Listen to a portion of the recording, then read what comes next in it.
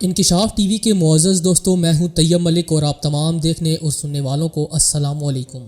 معزز دوستوں، آپ نے اکثر و بیشتر یہودیوں کے حوالے سے گریٹر اسرائیل کا تذکرہ تو سنا ہوگا، جس کی تعمیر کے لیے یہودی کوششیں کر رہے ہیں۔ گریٹر اسرائیل نامی یہ ایجنڈا کیا ہے؟ ہیکل سلیمانی اور تھرون آف ڈیوڈز کو یہودی نظریات میں اس قدر اہمیت کیوں دی جاتی ہے؟ 1897 میں بننے والے گریٹر اسرائیل کے نقشے کو کیوں یہودی دنیا سے چھپائے بیٹھے ہیں؟ اور دجال کے استقبال کے لیے تھرڈ ٹیمپل بنانے کا اصل مقصد ہے کیا؟ آج کی اس ویڈیو میں ہم آپ کو اسی حوالے سے اہم معلومات فراہم کرنے کی کوشش کریں گے۔ تاہم آگے بڑھنے سے قبل چینل پر نئے آنے والے دوستوں سے التماس ہے کہ اگر آپ نے ابھی تک ہمارا یہ امیزنگ چینل انکشاف ٹی وی سبسکرائب نہیں کیا تو جلدی سے اسے سبسکرائب کرتے ہوئے گھنٹی کے بٹن کو بھی دبا دیں، تاکہ اسی طرح کی علمی، ادبی اور معلوماتی ویڈیوز کی نوٹیفیکیشن آپ تک بر وقت پہنچ سکے۔ تو آئیے چل کر آج کے اس اہم موضوع کا آغاز کرتے ہیں۔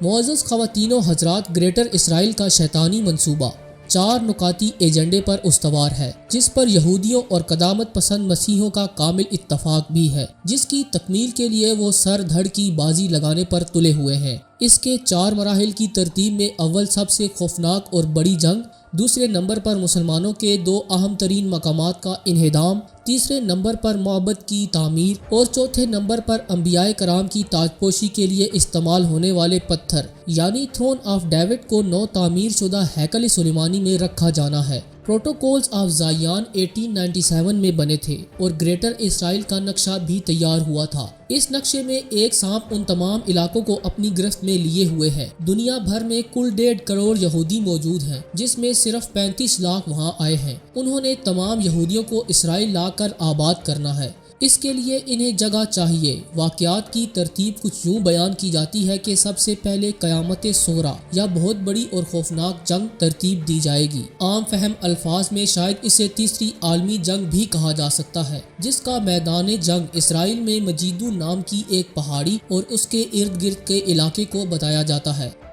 ناظرین گرامی، مسیحی اور یہودی بائبل کی کتاب مکاشفات میں اس قیامت صغریٰ کہلانے والی جنگ کی دلیل پیش کی گئی ہے، جس کے بعد گریٹر اسرائیل کا مرحلہ آئے گا۔ مسجد اقصی اور قبۃ الصخرہ کو انہدام کرنے کا منصوبہ زیر غور ہے۔ صخرہ چٹان کو کہتے ہیں۔ قبۃ الصخرہ وہ سنہری گنبد والی عمارت ہے جو اکثر تصاویر میں دیکھی جاتی ہے۔ مسلمانوں کے لیے یہ دونوں مقامات یروشلم میں ایک پہاڑی پر واقع ہے۔ اس پہاڑی کو یہودی ٹیمپل ماؤنٹ یا معبد کی پہاڑی کے نام سے پہچانتے ہیں۔ محترم نبی حضرت سلیمان علیہ السلام نے اللہ کا گھر یا مسجد، جسے یہودی معبد کہتے ہیں، اس پہاڑی پر تعمیر فرمایا تھا۔ نبی آخر الزمان حضرت محمد مصطفیٰ صلی اللہ علیہ وآلہ وسلم شب معراج کو جب بیت المقدس سے سدرۃ المنتہا کے لیے تشریف لے گئے تو آپ صلی اللہ علیہ وآلہ وسلم کا براق جس چٹان سے آسمانوں کی جانب روانہ ہوا تھا، عبد المالک بن مروان نے اسی چٹان پر ایک گنبد بنوایا جسے قبۃ الصخرہ کہتے ہیں۔ اردن کے شاہ حسین مرحوم نے اس گنبد پر سونے کی چادر چڑھائی تھی، جس کا وزن لگ بھگ 35 ٹن بتایا جاتا ہے۔ یہودیوں نے یہ ہرزہ سرائی کی تھی کہ یہ سونا ایک دن ہمیں نئے معبد کے لیے کام آئے گا۔ ناظرین گرامی، یہ وہی ٹیمپل ماؤنٹ ہے جس کے نام پر صلیبی جنگجو ٹیمپل نائٹ کے نام سے مشہور ہوئے، یعنی حضرت سلیمان علیہ السلام کی پہاڑی کی حفاظت کے لیے لڑنے والا سالار۔ 1099 میں صلیبیوں کے یہ مقدس جنگوں کا سلسلہ شروع ہوا تھا۔ قبۃ الصخرہ کے ساتھ مسجد عمر تھی، لیکن اب وہاں مسجد اقصی ہے۔ مسلمانوں کی لا علمی کا عالم تو یہ ہو چکا ہے کہ انہیں قبۃ الصخرہ اور مسجد اقصی میں فرق کا بھی علم نہیں۔ عمومی طور پر سنہری گنبد والی عمارت کو ہی مسجد اقصی تصور کر لیا جاتا ہے، حالانکہ حقیقت یہ نہیں ہے۔ یہ بھی ایک گہرا دکھ ہے کہ جن وارثوں کو اپنے اثاثوں کا ہی علم نہ ہو، وہ ان کے تحفظ اور دفاع کے لیے کیا کر سکیں گے۔ مشہور اسلامی اسکالر ڈاکٹر اسرار کے الفاظ میں گزشتہ 1900 برس سے یہودیوں کا خانہ کعبہ گرا پڑا ہے۔ 70 صدی عیسوی میں ٹائٹس رومی نے یہ معبد گرایا تھا۔ مسلمانوں نے یہ کام نہیں کیا۔ رومی بت پرست تھے اور ان کے ہاتھوں یہ کام ہوا تھا۔ یہودیوں نے تیسرا معبد یعنی تھرڈ ٹیمپل تعمیر کرنا ہے۔ 1967 میں انہیں جگہ کا قبضہ مل گیا۔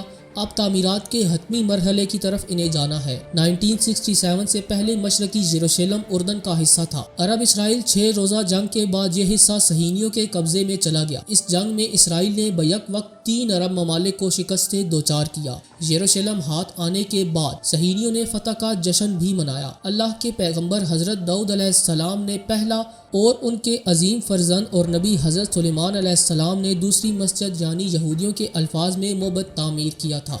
دوستو، چونکا دینے والی حقیقت یہ بھی ہے کہ اب تیسرے معبد کی تعمیر کے بعد اس میں وہ مقدس پتھر لا کر رکھا جائے گا جس کے بارے میں کہا جاتا ہے کہ یہ وہ پتھر ہے جس پر حضرت داؤد علیہ السلام کی تاج پوشی ہوئی تھی۔ یہ پتھر تھرون آف ڈیوڈ یا داؤد علیہ السلام کے تخت کے نام سے مشہور ہے۔ اسی پتھر پر بعد ازاں حضرت سلیمان علیہ السلام کی تاج پوشی بھی ہوئی۔ کتب میں درج ہے کہ حضرت سلیمان علیہ السلام نے اللہ کا جو گھر بنایا تھا اس میں یہ پتھر رکھ دیا گیا تھا۔ اسرائیلی بادشاہوں کی تاج پوشی کے لیے یہی پتھر بعد ازاں بھی استعمال ہوتا رہا ہے۔ ٹیمپل گرانے کے بعد بادشاہ ٹائٹس رومی یہ پتھر اپنے ساتھ روم لے گیا، جہاں سے یہ پتھر آئرلینڈ اور اسکاٹ لینڈ سے ہوتا ہوا برطانیہ جا پہنچا۔ 14ویں صدی عیسوی میں اس پتھر کو ایک کرسی کا حصہ بنا دیا گیا۔ برطانیہ میں ویسٹ منسٹر کی پارلیمنٹ کے ساتھ ویسٹ منسٹر چرچ میں یہ کرسی موجود ہے۔ برطانوی بادشاہوں اور ملکہ کی تاج پوشی اسی کرسی پر بٹھا کر کی جاتی ہے۔ دنیا میں یہودیوں کی تعداد 1,40,00,000 کے لگ بھگ ہے، جبکہ دنیا میں مسلمانوں کی کل آبادی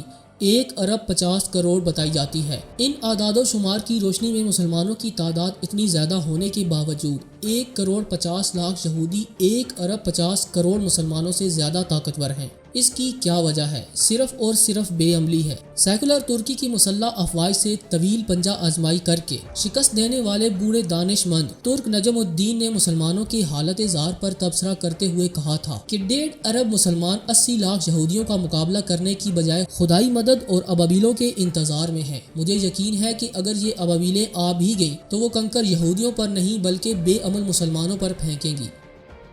دوستو، ہمیں پوری امید ہے کہ آج کی یہ ویڈیو آپ کو بے حد پسند آئی ہوگی اور اس ویڈیو نے آپ کے علم میں خاطر خواہ اضافہ بھی کیا ہوگا۔ اگر واقعی آپ کو یہ ویڈیو اچھی لگی ہے تو اسے دوستوں کے ساتھ شیئر ضرور کیجیے تاکہ یہودیوں کے ایجنڈے بے نقاب ہو سکیں۔ آج کی ویڈیو میں بس اتنا ہی۔ اگلی ویڈیو تک کے لیے اللہ نگہبان۔